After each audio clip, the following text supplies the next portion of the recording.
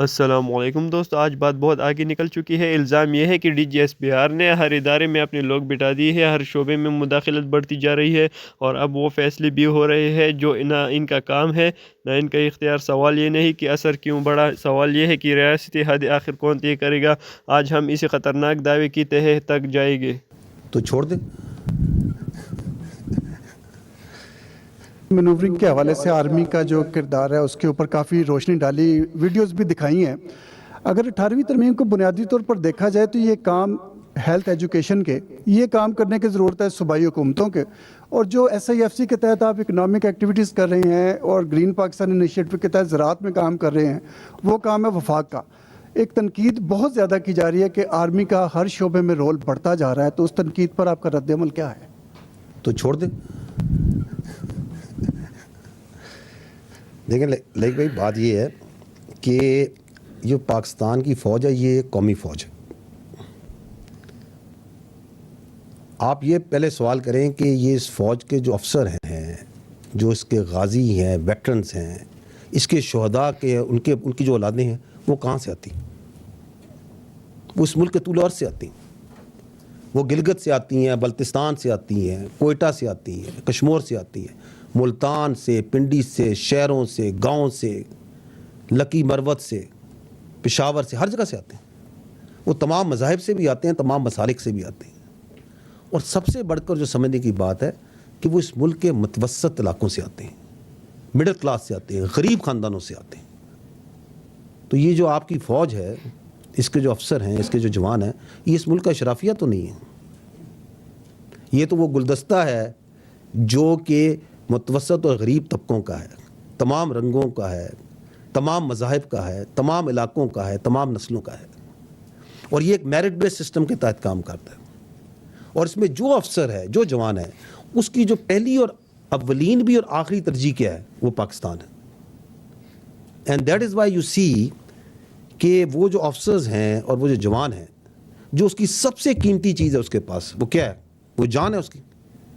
وہ یہ جان اس ملک کے تحفظ، اس کی انٹرنل سیکیورٹی، اس کی فلاح و بہبود کے لیے دینے کو ہر وہ تیار نہیں ہوتا۔ اور یہ جو تسلسل ہے جانے دینے کا، یہ 1947 سے چلا آ رہا ہے اور چلتا رہے گا انشاءاللہ۔ لیکن اس کے لیے the all credit doesn't go to اس۔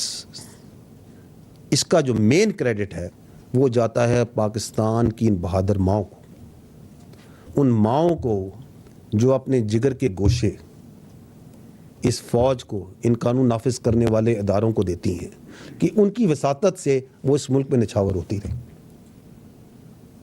تو یہ جاننے کی بات یہ ہے کہ یہ جو آپ کی فوج ہے، یہ کسی خاص ایک سیاسی سوچ، ایک زاویے، ایک گروپ، ایک پارٹی، ایک مذہب، ایک مسلک، اس کو تو لے کے نہیں چل رہی نا۔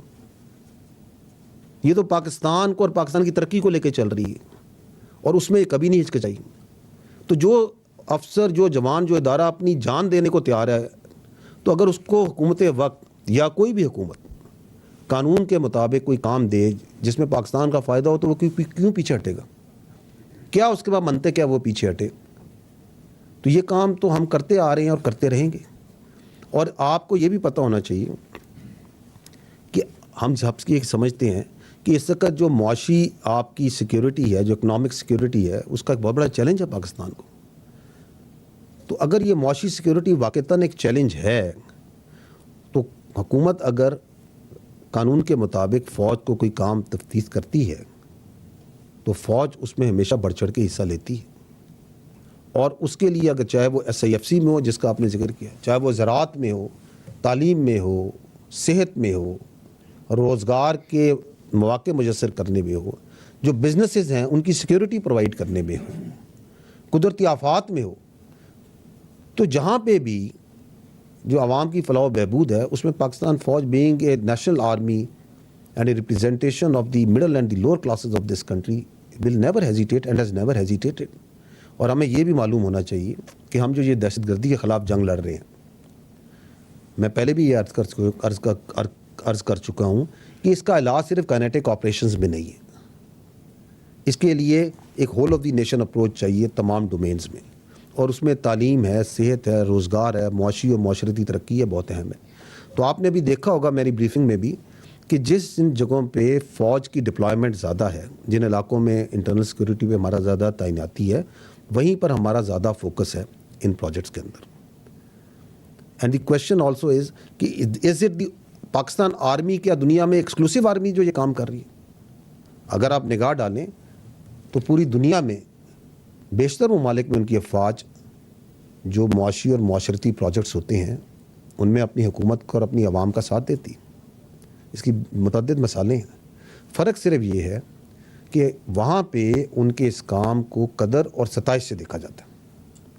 ہمارا مسئلہ یہ ہے کہ ہم اپنے سیاسی مقاصد کے لیے, اپنے مضمون نیرو انٹرسٹ کے لیے اس کو تنقید کا نشانہ بناتے ہیں. اور یہ اس لیے ہوتا ہے کیونکہ یہاں پہ ایک مافیا ہے. مجھے افسوس کے ساتھ کہنا پڑتا ہے کہ یہاں پہ ایک مافیا ہے جو یہ نہیں چاہتا کہ پاکستان کی عوام ترقی کرے اور اس کی فلاح و بہبود ہو. وہ مافیا یہ سوال تو نہیں کرتا کہ جس اشرافیہ کی ذمہ داری ہے کہ تعلیم کو یقینی بنائیں, صحت کو, روزگار کو, بزنسز کو یقینی بنائیں, وہ ان پہ سوال نہیں کرے گا. وہ یہ سوال نہیں کرے گا کہ ان چیزوں کی وجہ کیا پرابلمز ہیں, کیا ایشوز ہیں جن کی وجہ سے یہ چیزیں عوام کی فلاح و بہبود نہیں ہو رہی, اور کس طریقے سے ان مسائل کو ہم مل کے حل کر سکتے ہیں. اس کو تکلیف اس بات پہ ہے کہ فوج کیوں عوام کی فلاح و بہبود اور ترقی اور پاکستان کو آگے بڑھنے کے لیے کام کر رہی ہے. کہیں خدا نہ خواستہ اس کی وجہ یہ تو نہیں کہ یہ مافیا سمجھتا ہے کہ اس کی کامیابی عوام کو مجبور اور غریب رکھنے میں ہے تاکہ اس کا استحصال کر سکے. میں پہلے بھی اس فورم پہ کہہ چکا ہوں اور میں آج دوبارہ یہی بات کہوں گا کہ جب آپ کے گھر میں آگ لگی ہو تو سوال یہ نہیں کرتے کہ تم آگ بجھانے کیوں آئے ہو. ہاں, وہ یہ سوال ضرور کرے گا جس نے یہ آگ لگائی ہے یا اس کو اس آگ لگانے میں فائدہ ہے. ضروری یہ بات ہے کہ اس سوال کو کرنے والے کو اور اس آگ کو لگانے والے کو پہچانیے, کیونکہ پاکستان انفارچونیٹلی بدقسمتی سے وہ یہ سمجھتا ہے کہ پاکستان کی تباہی میں اس کی کامیابی ہے, اور ہمیں یہ چاہیے کہ ہم اسے پہچانیے, اس مافیا کو پہچانیے اور اس کو یک زبان ہو کر ایک جواب دیں کہ تم جو کچھ کر لو, nothing can and nothing will stop us from doing what we do. So we can take the next question.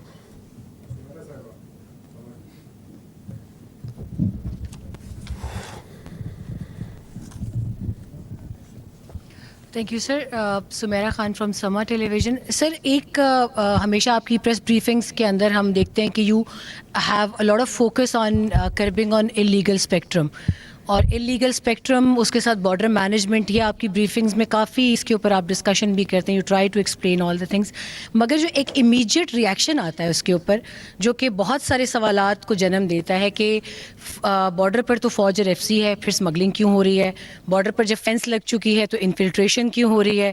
اور ایرانی خام تیل ہو, برانڈڈ سگریٹس ہوں, پیٹرول ہو, ڈرگز ہو, جو بھی ہو, تو اگر یہ بارڈر سے ہی ہو رہا ہے اور اس کا راستہ انلیگل اسپیکٹرم کے لیے کھل رہا ہے, تو پھر اس میں فوج کا, فینس کا کیا کردار رہ جاتا ہے؟ میں چاہوں گی اس پر بھی آپ اپنا رد عمل دیں, اور سب سے بڑی چیز یہ کلیئر کر دیں کہ انلیگل اسپیکٹرم سے کے حوالے سے سب سے بڑی مخالفت آپ کو خود کیا لگتا ہے کہ اس جانب سے, کن کوارٹرز کی جانب سے آ رہی ہے؟ بہت شکریہ.